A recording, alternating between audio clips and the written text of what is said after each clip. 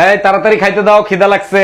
রান্না হয় নাই, হোটেলে অর্ডার করো। মানে কি? কেন রান্না হয় নাই? আমি পড়ে গেছিলাম, অনেক লাগছিল। বলো কি? কোথায় পড়ে গেছো আর কোথায় লাগছিল? বালিশের উপর পড়ে গেছি, ঘুম লাগছিল, ঘুমায় গেছি। ডিনার হয়ে গেছে, এবার ভদ্রলোকের মতো মশারিটা টাঙিয়ে ঘুমিয়ে পড়ো। প্রয়োজন হলে মশার কামড় খেয়ে ম্যালেরিয়া বাঁধাবো, তবু মশারি টানাবো না। তাহলে সারা রাত বসে বসে মশা মারো আর মশার কামড় খাও। কত বড় সাহস আমার সামনে বসে আমার বউরে কামড়ায় মশা। আমাকে দেখে কেউ বিশ্বাসই করে না যে আমার একটা বিয়ের যোগ্য ছেলে আছে। সবাই ভাবে আমি কলেজে পড়ি। নিশ্চয়ই চোখে নেবা হয়েছে। কি? ভাগ্য ভালো লোকে আমাদের দুজনকে একসাথে দেখেনি, নইলে ভাবতো মা ছেলের হাত ধরে টিউশন ক্লাসে নিয়ে আসছে। আর দীক্ষিতা জি জি, আমরা ভালো আছি। 1 মিনিট, এই তোমার বাবা আসতেছে, কিছু আনতে হবে? মুরগি, খাসি, ইলিশ মাছ, দই, রসমালাই আনলেই হবে। হ্যালো শ্বশুর মশাই, এইগুলো নিয়ে আসলেই হবে। এইগুলো আমার বাপ আনবে কেন? আবে যখন তোমার বাপ, আনবো কি আমি? তোমার মতো জামাইরে ঝাঁটা দিয়ে পিটানো উচিত। ডাক্তার জলদি কিছু করেন, আমারে কুত্তায় কামড়াইছে। সর্বনাশ হয়েছে, আশ্বিন মাসে কুত্তা কামড়াইলে রোগী বাঁচানো দেয়। এগুলো কি বলেন ডাক্তার? তাইলে কি বাঁচার কোনো উপায় নাই? দেখেন শেষ পর্যন্ত চেষ্টা করব। এখন যান প্রেগন্যান্সি টেস্ট করে আসেন। কাল রাতে স্বপ্ন দেখি আমার জামাই আইছে। ও মা, চোখ খুলে দেখি জামাই নাই। তাই ঠিক করছি, আজকে আর চোখ বন্ধ করে না, চাইয়া চাইয়া ঘুমাবো। দেখমু ওই বদমাশ বেডা আইসা আবার কেমনে যায়। কত মার্কেট করবো, এবার বাসায় চলো। আমার হয়ে গেছে, পাশের বাসার ভাবি একটা লাল ব্লাউজ দিতে বলছিল, ওটা বাকি আছে। সমস্যা কোথায়? তাড়াতাড়ি নাও, তাড়াতাড়ি চলো। সমস্যা হলো ভাবির সাইজ কত ওটা ভুলে গেছি, দাঁড়াও একটা ফোন দিয়ে শুনি। এর জন্য ফোন দিতে হবে কেন? 32 সাইজ নিয়ে চলো। আমি এমন কোনো কাম নাই যে আমি জীবনে না শিখছি। আমার কারো কাছে যাওয়া লাগে না, আমি মাস্টার ছাড়া পড়ালেখা করছি। তুমি কোন ক্লাস পর্যন্ত পড়ছো? আমার বাংলাদেশে পড়া শেষ। আমি এরকম থাকি তাই। তাই? আমি এরকম থাকি তাই, আমার বাংলাদেশের পড়া। তোমার নাম বানান করো তো। হ্যাঁ, তোমার নাম বানান করো। ব, হ্যাঁ ল, হ্যাঁ রহি, হ্যাঁ। মা। বল রহিমা।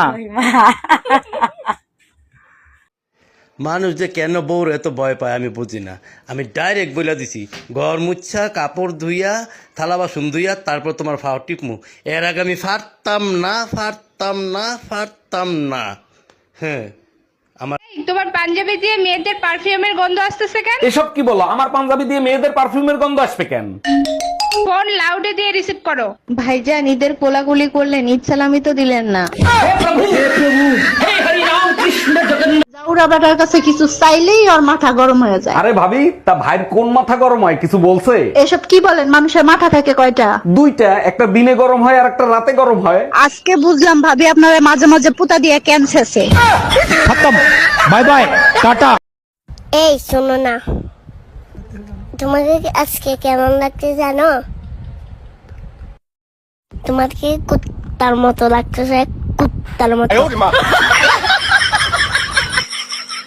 আচ্ছা ভাবি, আপনার বিয়ের লেহেঙ্গা নাকি 1.5 লাখ টাকা দিয়ে কিনছিলেন? ঠিকই শুনছেন, আর ওটা পরার পর আমাকে রাজরানীর মতো লাগতেছিল। বিয়ের কোণে যত দামি কাপড়ই পরুক না কেন, ওটা কিন্তু জামাই দেখে না। জামাইয়ের চিন্তা ভাবনা বাসর ঘর নিয়েই থাকে। এই, কই তুমি? তাড়াতাড়ি খাইতে দাও, খিদা লাগছে। রান্না করি নাই, খিদা বেশি লাগলে রান্না কইরা খাও। কেন রান্না হয় নাই? তোমার বিয়ে করে নিয়ে এসেছি কি শুয়ে বয়ে খাওয়ার জন্য? তুমিই তো বলছিলা আমার রান্নার স্বাদ আর গোবরের স্বাদ এক, আজকে গোবর খেয়ে কাটাও।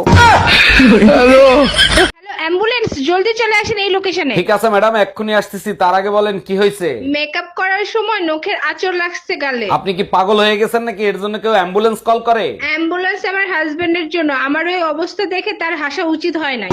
এই তোমার কি হয়েছে? সবসময় তো কি নিয়ে টেনশন করো? যখন থেকে জানতে পারছি ভালো মানুষ বেশি দিন বাঁচে না, তখন থেকেই ভয় হচ্ছে জমদূত না জানি কখন নিতে আসে। তুমি এত ভালো, জমদূত 10 বার চিন্তা করবে। ওরে উঠাইতে গেলে ও আবার উল্টা আমারে না উঠাই নেয়।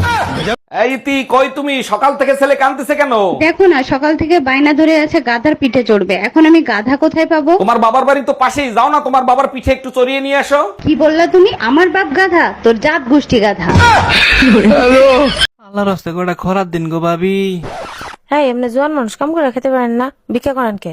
আর কইন না গো ভাবি, ওই বাড়ির ভাবি ওই কথাই কইছিল। পরে ভাবির কইছি আমার কাম দিন, কি মাইরটা যে মারলো আমারে। শালা লুচ্চা বেটা, সারা জীবন ভিক্ষা করি খাওয়ান লোক।